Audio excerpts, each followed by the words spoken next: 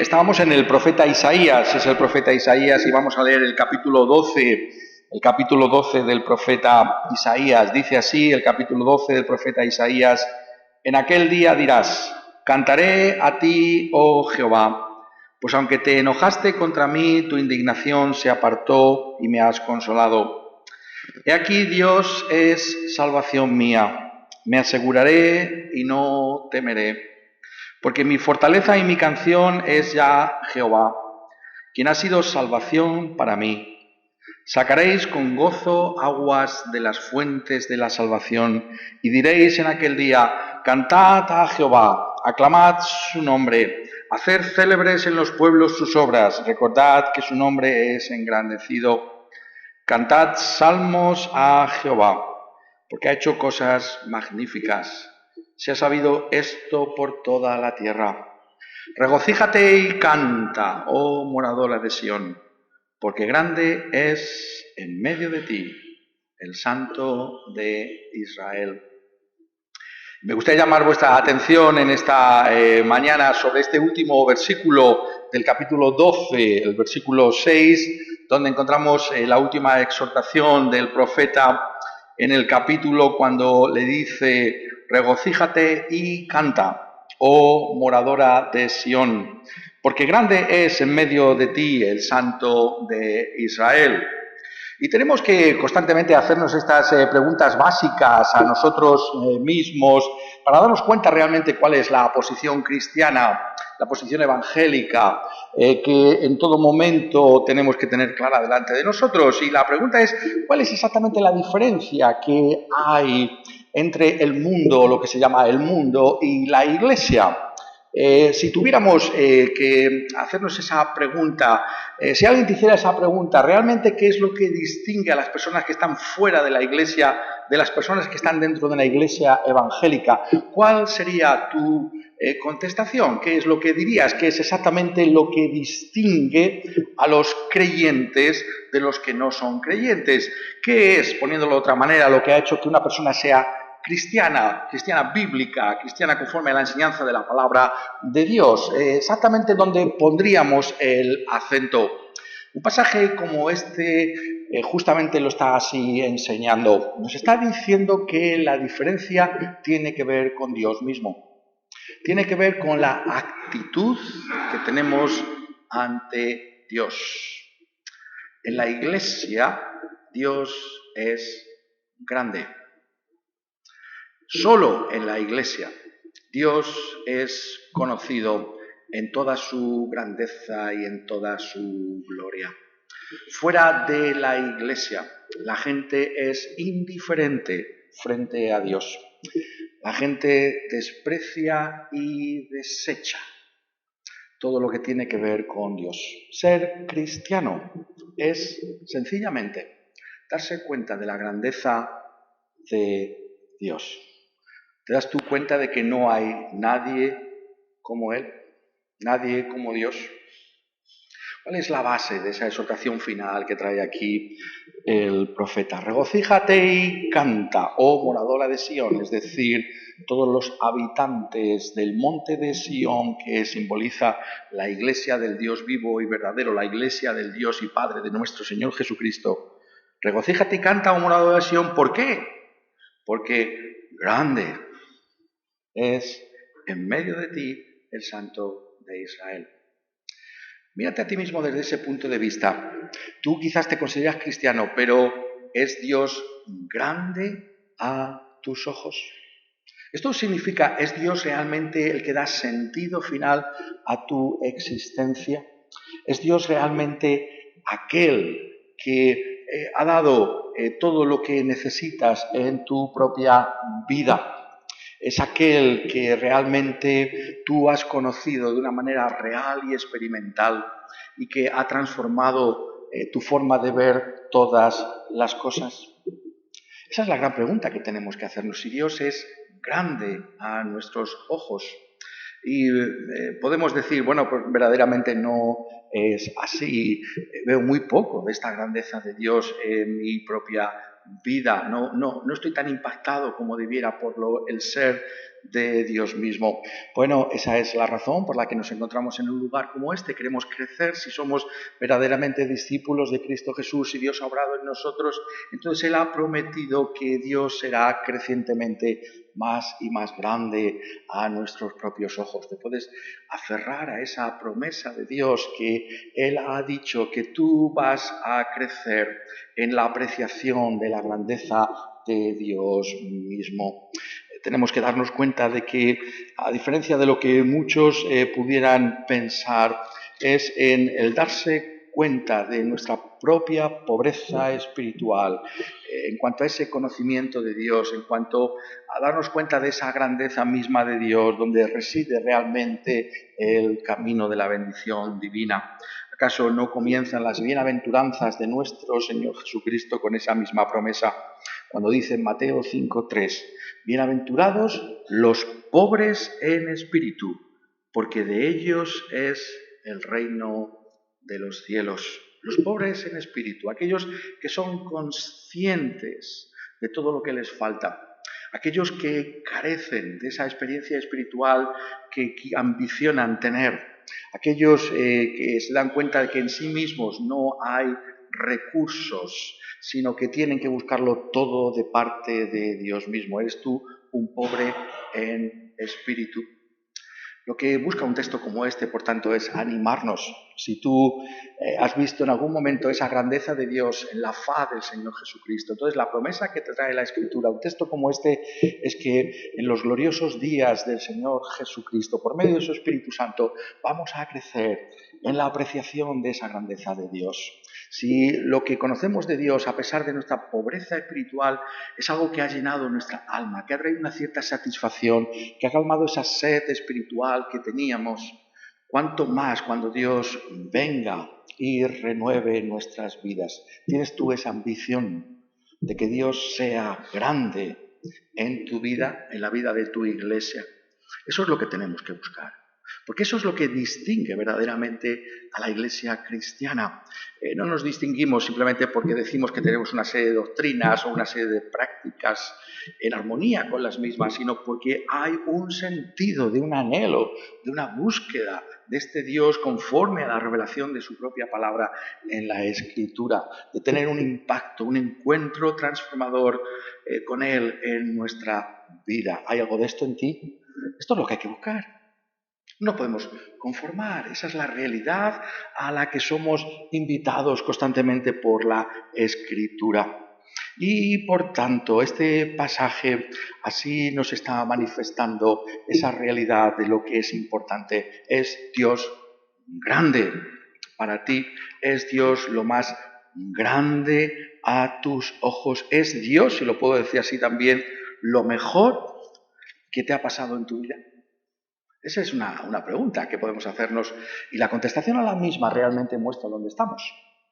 Puedes decir, bueno, pues más grande que haber conocido a mi esposa, más grande que los hijos que he tenido, más grande que ese trabajo que ambicionaba tener y ahora tengo, más grande que todo, es Dios. Lo mejor que me ha pasado en esta vida es que a mis ojos, por gracia, Dios es grande. ¿Cómo podemos aumentar y abundar en esa realidad de la que habla aquí el profeta Isaías? Hay dos cosas que nos está diciendo sencillamente este versículo.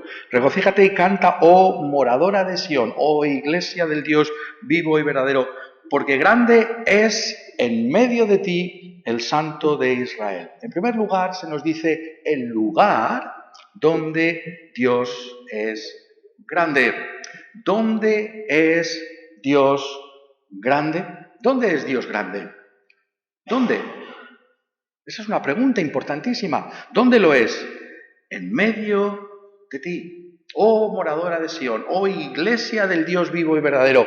¿Dónde aparece Dios con todo, si lo puedo decir así, su lustre y sus colores? ¿Dónde aparece la gloria del Señor? Es en medio de ti. Y esta expresión en medio de ti es realmente como un hilo conductor en toda la Escritura. Si miramos en toda ella, veremos cómo una y otra vez se nos habla de que el propósito que Dios tenía para salvar a su propio pueblo era el que Él pudiera estar en medio de su propio pueblo. Es decir, el inmenso privilegio de que Dios sea grande en medio de la Iglesia es algo que nos ha sido dado por la gracia de Dios. Nosotros no podemos obtenerlo por nosotros mismos. Dios es tan grande, Dios es tan glorioso, que solamente Dios mismo puede darnos el que podamos regocijarnos en esa misma realidad de quién es Él.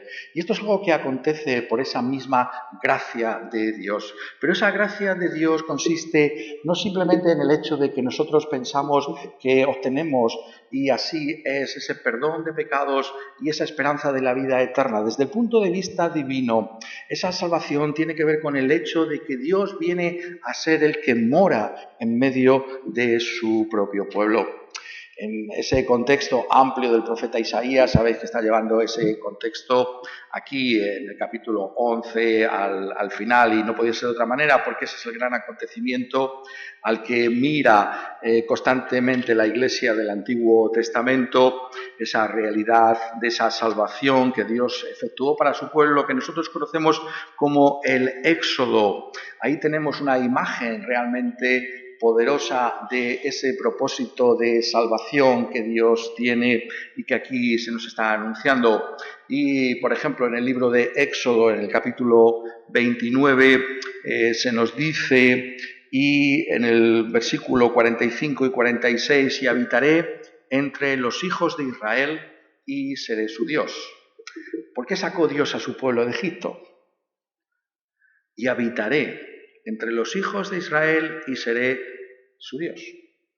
Y conocerán que yo soy Jehová su Dios, que los saqué de la tierra de Egipto para habitar en medio de ellos. Yo, Jehová su Dios. Esa es la firma de Dios. ¿Para qué los saqué? Porque yo quiero por mi gracia, por mi benignidad, hacer algo extraordinario y es morar en medio de ellos. Ese tabernáculo tenía el propósito de mostrar de una manera simbólica, pictórica, la realidad de que Dios es un Dios que quiere habitar en medio de su propio pueblo. Y ese templo que fue construido finalmente tenía ese propósito. Esa es la realidad de la que nos habla la redención que tiene lugar por parte de Dios, de su propia Iglesia. Dios quiere estar en medio de los suyos. Y por eso es muy interesante que apreciemos esa realidad que una y otra vez los profetas están celebrando. Estamos viendo cómo lo hace aquí el profeta Isaías, pero sabemos que no es el único profeta. Dice Sofonías, el Señor está en medio de ti, poderoso, poderoso. Él salvará, se gozará sobre ti con alegría, callará de amor, se gozará sobre ti con cánticos. El Señor está en medio de ti, poderoso, poderoso. Sofonías celebra esa misma realidad que Dios anunciaba en el Éxodo y de la que nos habla también Isaías. Estábamos viendo también en Zacarías, y allí también en Zacarías, en el capítulo 2, y al final de la revelación del Antiguo Testamento, en el versículo 10 dice: canta y alégrate, hija de Sión, porque aquí vengo y moraré en medio de ti, ha dicho Jehová. Dios quiere morar con su propio pueblo. Dios quiere estar en medio de los suyos. Ese es el propósito por el que Dios salvó a su Iglesia. Y ese propósito ha alcanzado su consumación con la venida de nuestro Señor Jesucristo a este mundo. Es en la persona del Señor Jesucristo que el cumplimiento de aquel propósito divino haya su plena realización. Y esto es lo que Juan destaca en el prólogo de su Evangelio. Ese Evangelio de Juan, en el capítulo 1, se nos dice acerca del Señor Jesucristo: y aquel verbo fue hecho carne y puso su tabernáculo entre nosotros. Habitó entre nosotros y vimos su gloria, gloria como del unigénito del Padre, lleno de gracia y de verdad. ¿Qué es lo que llama la atención de Juan cuando quiere introducir en su evangelio a la persona de Cristo Jesús? Aquel que era Dios tomó carne como la nuestra para venir a poner su tabernáculo en medio nuestro, para que nosotros podamos contemplar la gloria de este Dios, podamos darnos cuenta de la grandeza de este Dios. Ese es el propósito que Él tiene. Y ese propósito encuentra ese cumplimiento en la persona del Señor Jesucristo. De tal manera que nosotros ahora somos esa morada de Dios en Cristo Jesús por el Espíritu Santo. Por eso la Iglesia es ese lugar donde Dios es grande, porque nuestro Señor Jesucristo está aquí con nosotros por su gracia, con ese perdón de pecados que llevó a cabo en la cruz del Calvario y que nos ha permitido a nosotros recibir el Espíritu del Padre. Por eso el apóstol Pablo, cuando escribe a los Efesios y en el capítulo 2, cuando habla de los inmensos privilegios de la Iglesia, dice, porque por medio del Señor Jesucristo los unos y los otros tenemos entrada por un mismo Espíritu al Padre. Por eso la Iglesia es el cuerpo del Señor Jesucristo, Él es la cabeza, porque Él es aquel que está con nosotros y la Iglesia es el lugar donde Dios es grande. Este es el lugar donde nosotros conocemos la grandeza de ese Dios. ¿Habéis pensado alguna vez por qué hacemos esa exposición del carácter de Dios constantemente? Porque conocemos aquí, en medio de la Iglesia, quién es este Dios. Por eso el profeta, aquí también el profeta Isaías nos exhorta a regocijarnos y a cantar. ¿Por qué? Porque es en la Iglesia donde celebramos esa grandeza de Dios. Y esa grandeza de Dios es una grandeza, como ya hemos dicho anteriormente, que tiene que ser celebrada de una manera integral, con todo nuestro ser, con toda nuestra mente, con todo nuestro sentimiento, con toda nuestra voluntad. Celebramos a este gran Dios. Y por eso dice, canta salmos, regocíjate, ven delante de Dios con alegría, porque Él es grande de una manera especial y única en los atrios, en su propia Iglesia. Somos conscientes de esa realidad, somos conscientes de que Él es grande en medio nuestro. Somos conscientes de que cuando nos congregamos como esta moradora de Sion, Dios es grande en medio nuestro.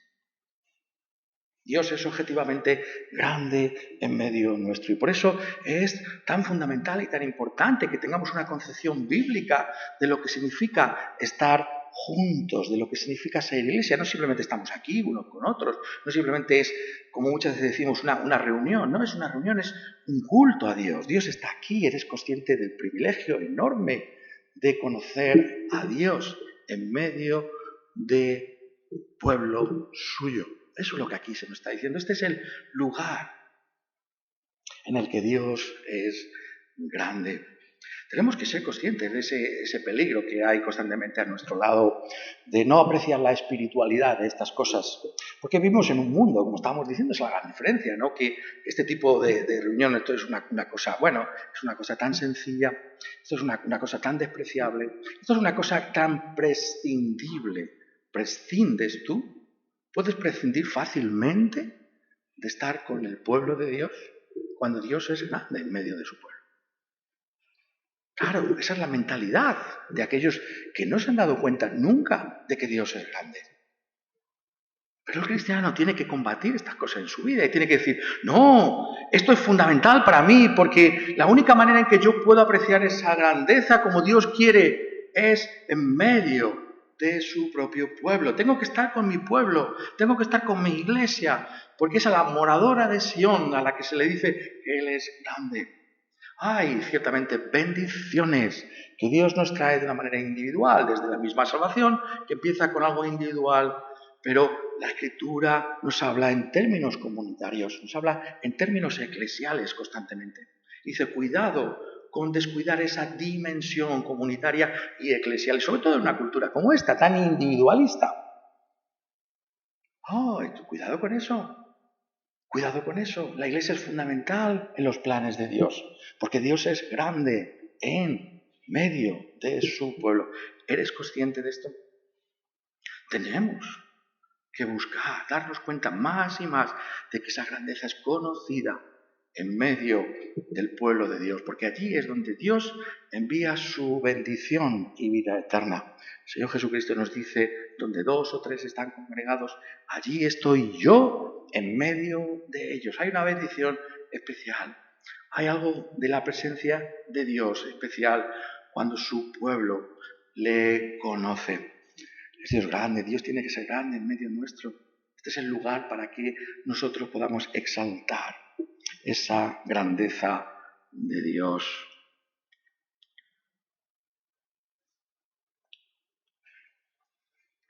Pero el texto no solamente nos dice el lugar donde Dios es grande, sino que hace algo que es característicamente bíblico y es mostrarnos la razón. Una y otra vez tenemos que escuchar esto porque somos tan olvidadizos de estas cosas. La razón por la que Dios es grande. ¿Por qué es Dios grande? Claro, podríamos dar una serie de respuestas, ¿no? Decir, bueno, pues Dios es grande porque yo he conocido algo de esta realidad, ¿no? Pero estamos en el profeta Isaías, ¿no? Y tenemos que hacerle justicia al profeta Isaías, ¿no? Eso es lo que es la posición de la Escritura, ¿no? En la que creemos, en esa predicación que llamamos expositiva de la Escritura. Y por tanto nos tenemos que ceñir a la razón por la que Isaías dice, regocíjate y canta, oh morada de Sión, porque grande es en medio de ti el Santo de Israel. Esa es la nota característica de Isaías. Si tan solo te quedas con algo de todas estas exposiciones de Isaías, quédate con esto. Si te preguntas, ¿de qué va Isaías? Isaías es el profeta que nos habla del Santo de Israel. Profetas, de todos los profetas, Isaías es aquel que más veces menciona, hasta 25 veces, esta expresión tan solo, el Santo de Israel. De tal manera que podemos decir que Isaías es el profeta de la santidad de Dios.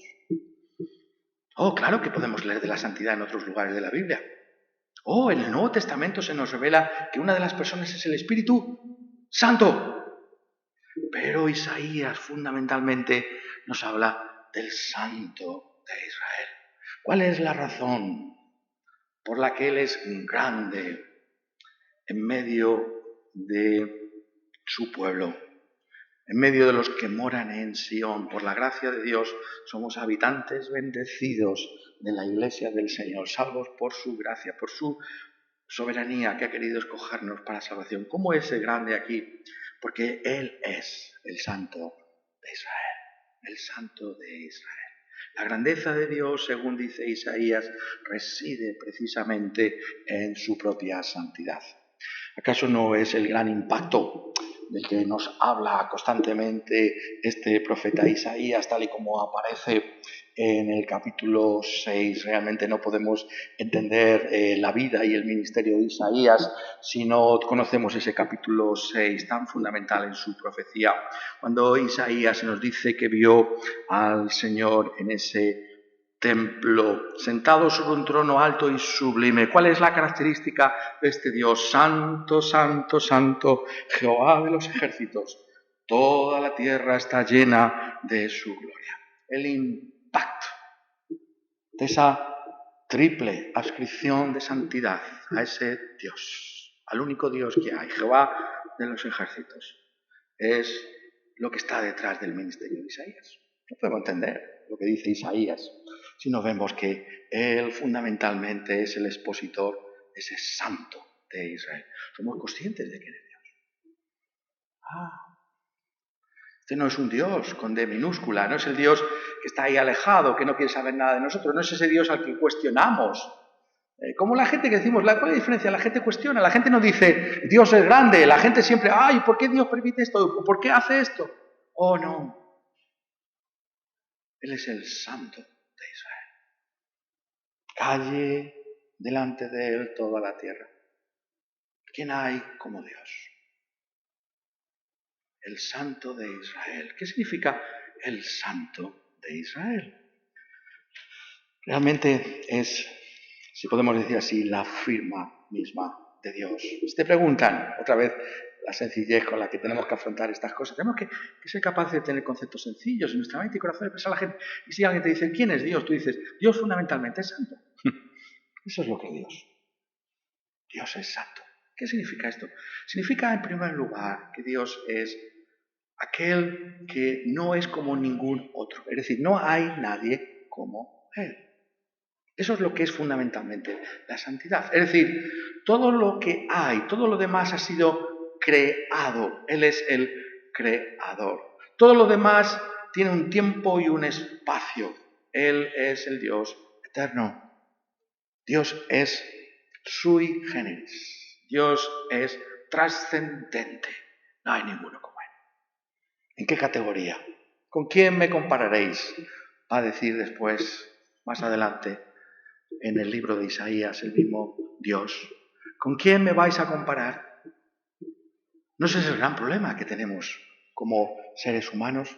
Constantemente queremos meter a Dios en esas categorías nuestras, humanas y además caídas en el pecado, incapaces de comprender, por tanto. Pero Dios no es como nosotros. Mis caminos no son vuestros caminos. Nuevamente, otra expresión de Isaías, de parte de Dios. Somos conscientes de que Dios es distinto a nosotros. Por eso es tan grande. Por eso es digno de todo loor y de toda oración. Si es que Él no puede ser comparado con ninguno de nosotros, ni con toda la humanidad. ¿Con quién le vas a comparar? Él es el Santo. El Santo. También esa palabra es una palabra que tiene que ver con la realidad del mismo ser de Dios, en cuanto a que es un Dios puro y alejado de todo pecado. Este es el Dios que no tiene nada que ver con el mal. El mal, por eso, es la negación final de esa realidad de quién es Dios. Y por eso Dios ha determinado que va a acabar con el mal. Sabemos que lo ha efectuado en la cruz del Señor Jesucristo y las consecuencias de esa cruz serán vistas en toda su plenitud con la segunda venida del Señor Jesucristo, con ese cielo nuevo y esa tierra nueva que Él ha preparado para todos aquellos que son suyos. Y ese lugar en el que habrá un juicio sobre el mal para siempre, esa condenación y ese infierno. Esa es la realidad del ser de Dios. Dios está contra el pecado. Dios está contra el mal, pero tenemos que verlo. Tenemos que verlo desde Isaías, ¿no? ¿Y cómo lo vemos en Isaías? Lo vemos porque constantemente, si miráis esta profecía, algunos de vosotros habéis estado ya en algunas predicaciones de Isaías, veis que constantemente la santidad tiene que ver con el juicio de Dios.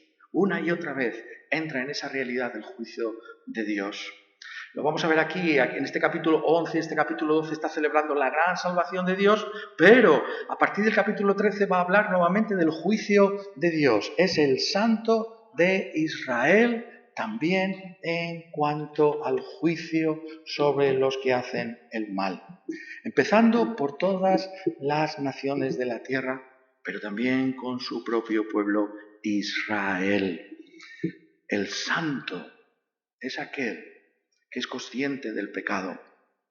Dios sabe lo que es el pecado. Dios conoce lo que es tu pecado.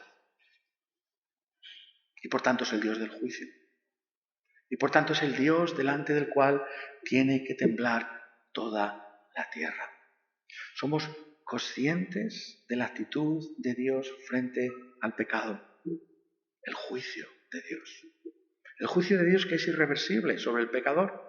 Una y otra vez aquí encontramos en esta profecía cómo se nos dice que Dios se levanta contra los soberbios y altivos de corazón que se olvidan de su Dios. Ahí está el Santo de Israel. Somos conscientes de esa nota de juicio que implica la santidad divina. Ese es el mensaje. Pero también, y el otro contexto de esa santidad, y es el contexto específicamente de Isaías, que muchas veces no hacemos esa conexión, pero es el mensaje de Isaías, tiene que ver con la misma salvación de Dios. Precisamente porque Dios es salvo, es porque hay salvación. Precisamente porque es santo, es por lo que hay salvación. La salvación es una salvación santa.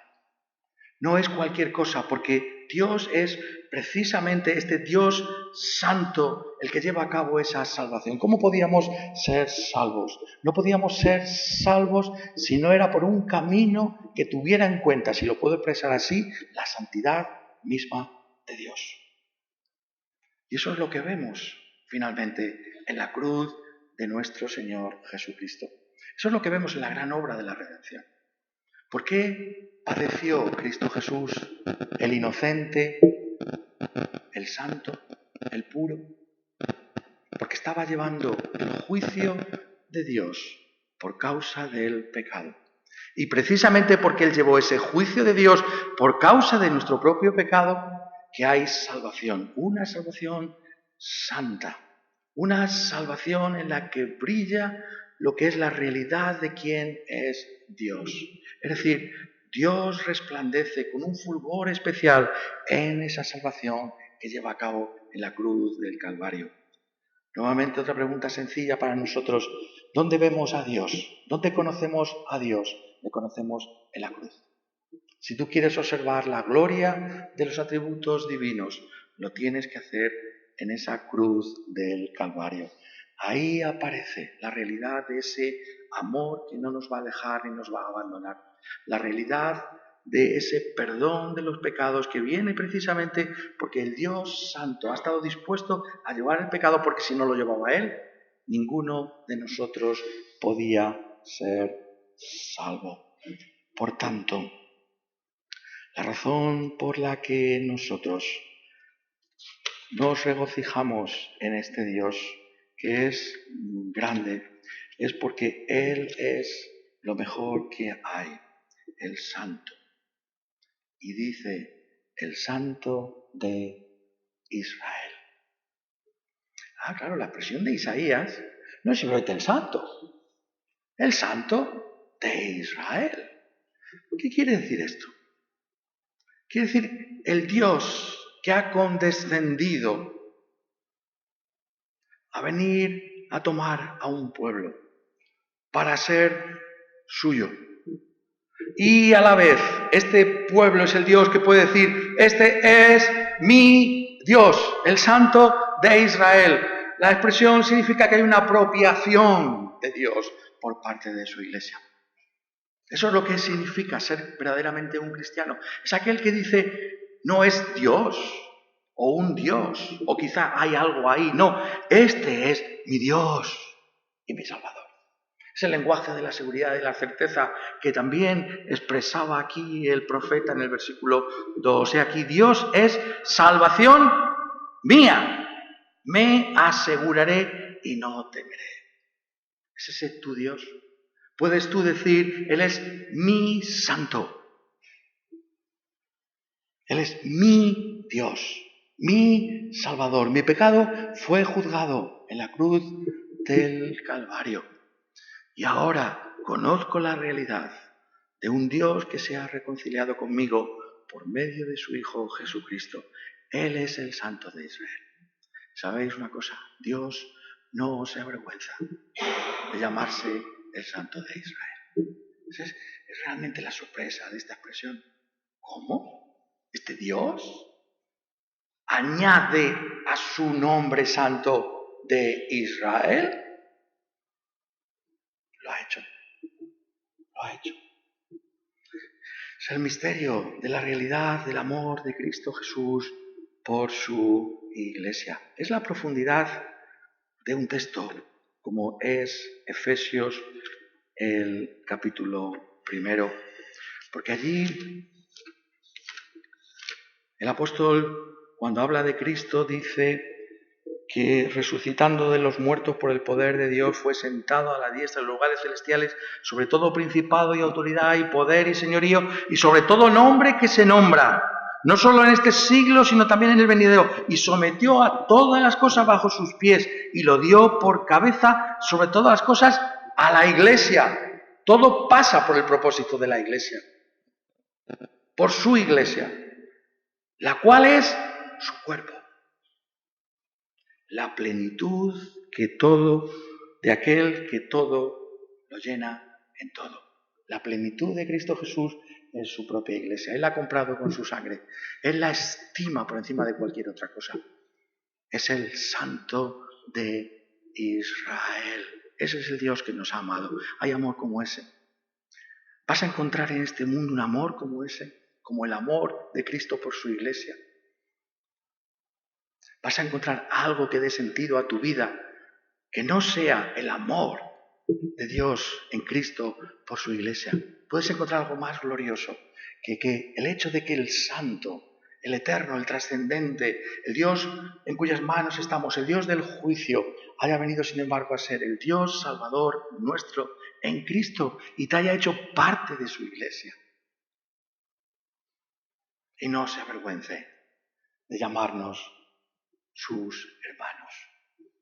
Esa es la gloria nuestra. Que alguien como el Señor Jesucristo nos ha llamado de esa manera y no nos vaya y haya prometido no dejarnos jamás de su mano.